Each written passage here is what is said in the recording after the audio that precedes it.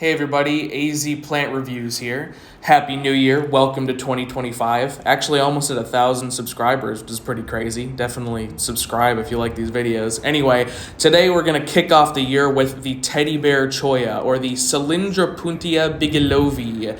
This is one of the iconic cacti of the Sonoran Desert. It also grows in various parts of the Mojave and Cholla deserts as well, but it's definitely one of the ones that you'll think of and see the most in the Sonoran Desert.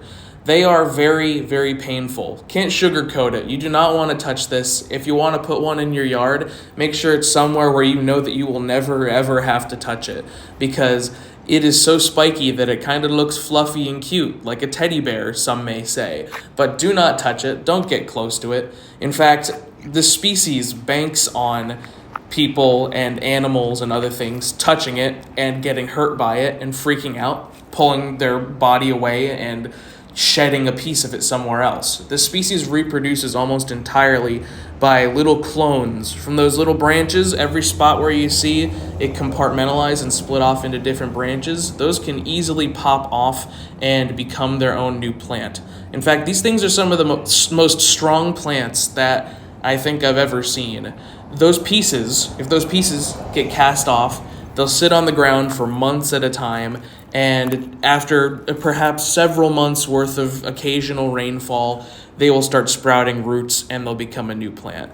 And that is why a lot of the times in nature, you can see what we call Cholla forests, which are areas where Cholla have reproduced asexually for long periods of time over a large area, probably, most likely, mostly by just pieces falling off, whether animals pulled them off or strong winds, etc. So keep that in mind. If you're going to plant it, put it somewhere where you're not going to have to worry about it ever. It's probably not ever going to need any supplemental irrigation unless you do somehow find one at a nursery that's like in a pot and it needs to be planted, in which case everything will need some supplemental water if they come in a pot from a nursery, no matter how drought tolerant they are.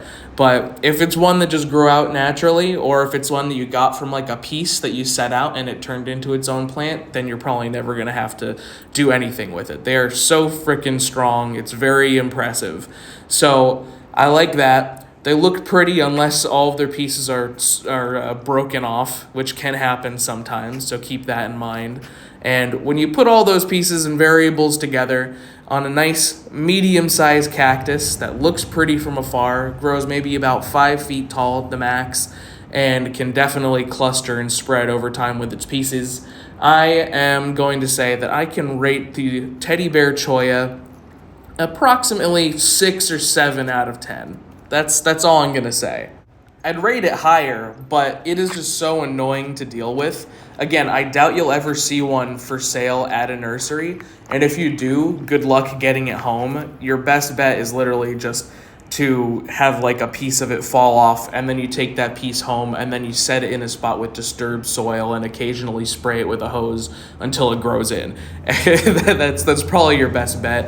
And make sure it's not anywhere near anything that you're ever going to have to walk by. Don't put it by like an irrigation valve box or something, because that'll just create trauma for you later on.